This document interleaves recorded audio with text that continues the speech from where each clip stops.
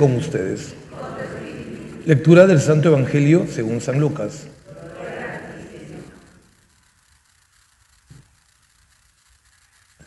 Un sábado enseñaba Jesús en una sinagoga. Había una mujer que desde hacía 18 años estaba enferma por causa de un espíritu y andaba encorvada, sin poderse enderezar. Al verla, Jesús la llamó y le dijo: «Mujer, quedas libre de tu enfermedad». Le impuso las manos y enseguida se puso derecha y glorificaba a Dios. Pero el jefe de la sinagoga, indignado porque Jesús había curado el sábado, dijo a la gente: 6 días tienen para trabajar, vengan esos días y que les curen y no los sábados. Pero el Señor, dirigiéndose a él, dijo: «Hipócritas, cualquiera de ustedes no desata el pesebre al buey o al burro y lo lleva a brevar, aunque sea sábado, y a esta que es hija de Abraham y que Satanás ha tenido atada 18 años, ¿no había que soltarla en sábado?». A estas palabras sus enemigos quedaron abochornados y toda la gente se alegraba de los milagros que hacía. Palabra del Señor. Gloria a ti, Señor. Tomen asiento, por favor, un momentito. Hoy encontramos a un Jesús en la sinagoga, ya no en camino. Parece que estaba en camino, se paró en una sinagoga. Y acá había una mujer en esta sinagoga, una mujer que estaba completamente encorvada, enferma quizá de la columna, o sabe Dios qué. ¿Y qué hace Jesús? Resulta impresionante 2 versículos, en 2 o 3 versículos, antes de que los fariseos intervengan, hay 5 verbos que quisiera revisar y repasar el día de hoy, porque nos convienen muchísimo. Dice que el verbo mirar, el verbo llamar, el verbo decir, el verbo sanar, el verbo imponer antes y el verbo sanar. La miró, la llamó, le dijo, le impuso las manos y la sanó. Pero antes habría que revisar otro verbo que no está dentro de ellos, que están explícitamente en este evangelio, pero para ello tuvo que acercarse Jesús. Y cuando hablo de acercarse, pues me remito a la primera lectura, ¿no? Importante es la cercanía, por ejemplo, de cada uno de nosotros al quien necesita ser escuchado, ser perdonado, ser entendido. ¿Y qué pasa con aquel que no se acerca, que no escucha, que no quiere entender al otro? Pues su corazón no queda neutro. En nuestra vida no hay nada neutro en realidad. Si el corazón se vacía de la misericordia, entran otras cosas. Vayamos al primer verbo, mirar. Es el primer verbo de amor, en este caso, porque Jesús cura por amor. Mirar no es solo ver, es más, también implica la intención, la voluntad. La mamá y el papá miran a sus hijos. No solamente los ven, miran a sus hijos. Los esposos siempre se miran recíprocamente. Un buen médico mira a su paciente. Un primer paso, en realidad, mirar es un primer paso contra aquella indiferencia de la que ya estamos hablando repetidas veces, de la que la Madre Teresa de Calcuta decía, el peor pecado de estos siglos, la indiferencia. Y la indiferencia contra la tentación quizá de voltear la cara a otro lado y de sentirse resguardados porque uno está en su propio búnker, en su propia zona de confort y no quiere salir de ahí. Digo, no hablo físicamente, quizá espiritualmente. Como dice el Papa, como lo diría el Papa Francisco, salir a las periferias existenciales, donde al lado tuyo, a 1 metro, hay alguien que quizá necesita que lo escuches, o quizá que lo perdones, o quizá que lo entiendas. No estoy hablando de plata, estoy hablando de algo más difícil de conseguir.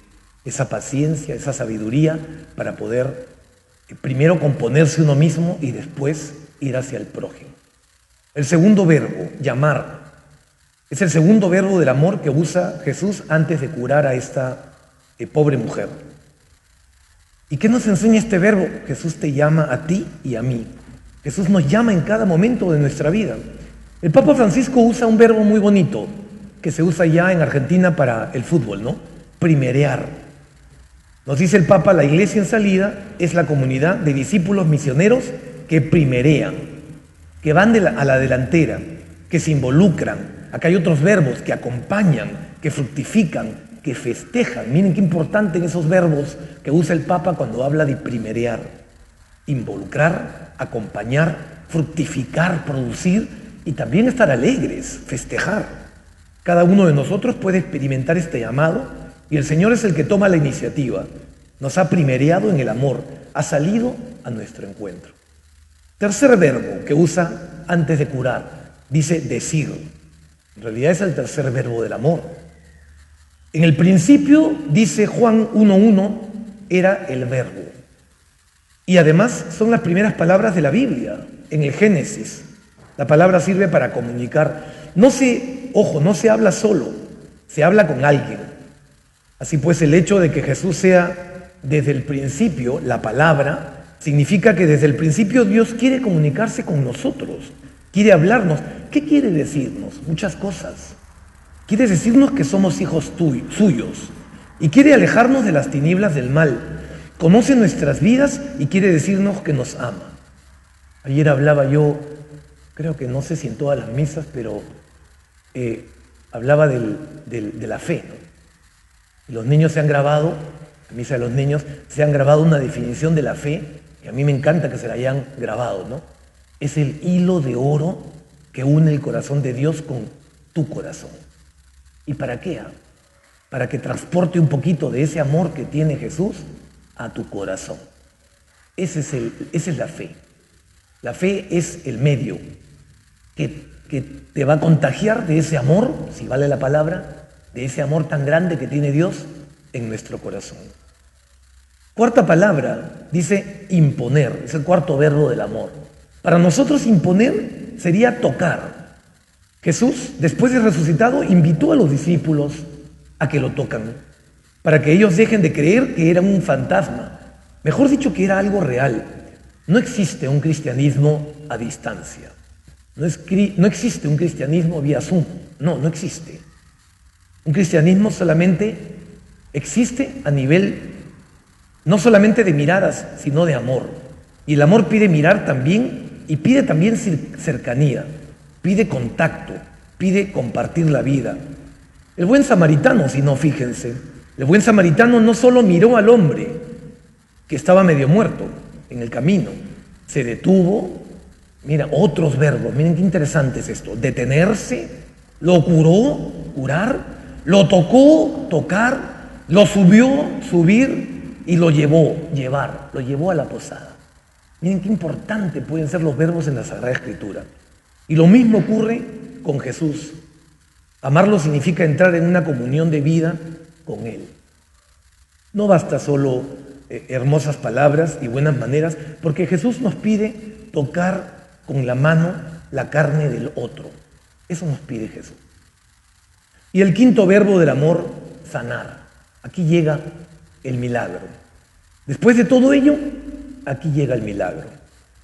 Es el quinto verbo del amor. Uno de los nombres de Dios, por si acaso, es Dios sana. Ese es uno de los nombres de Dios. Yo soy el Señor que devuelve la salud, dice el Éxodo capítulo 15, versículo 26. Por eso tenemos que tener toda la confianza en el Señor cuando uno le pide sanación.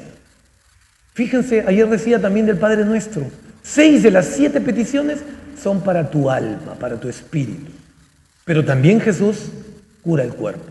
Y lo vemos en toda la Sagrada Escritura. 5 curaciones a paralíticos, 4 curaciones a ciegos, 2 curaciones a leprosos, las curaciones varias, a la suegra de Pedro, a la mujer hemorroísa, al sordomudo de la Decápolis, al enfermo de hidropesia, la curación de la oreja de Malco, cuando le cortó Pedro la oreja a este criado o a este guardia, Jesús lo tocó y se la curó. La curación del hijo de un funcionario real, miren qué importante esto. Y hoy día estamos celebrando esta misa, que es una acción de gracias. Y miren qué suerte, así es la palabra de Dios, se acomoda para todo, que estos verbos también funcionan para un matrimonio. Acababa de decir el verbo mirar. ¿Qué más miradas íntimas podrían ser las de dos esposos? El verbo llamar. ¿Qué más miradas íntimas y llamar por la oración como aquellos leprosos de hace 2 semanas? En la oración familiar, en la oración de los esposos. ¿Qué más decir y comunicarse y expresar el amor que ello en una familia, en los esposos? Imponer, ¿qué más que tocarse? ¿Qué más que ayudarse? ¿Qué más que escucharse que dos esposos? Y por último, el verbo sanar. ¿Qué más buen camino que la familia y que dos esposos que caminando se van curando también como aquellos leprosos de la parábola? Creo que es importante tenerlo en cuenta porque el amor en un matrimonio es lo más importante, porque ese amor lo bendice Dios, ese amor lo alimentan siempre los esposos, ese amor también lo cuidan y lo defienden los esposos, y por último también lo expresan comunicándose entre ellos y con su familia. Vamos a dar gracias a Dios por Lucho y por Kela, que hoy día cumplen 49 años de matrimonio. Que así sea.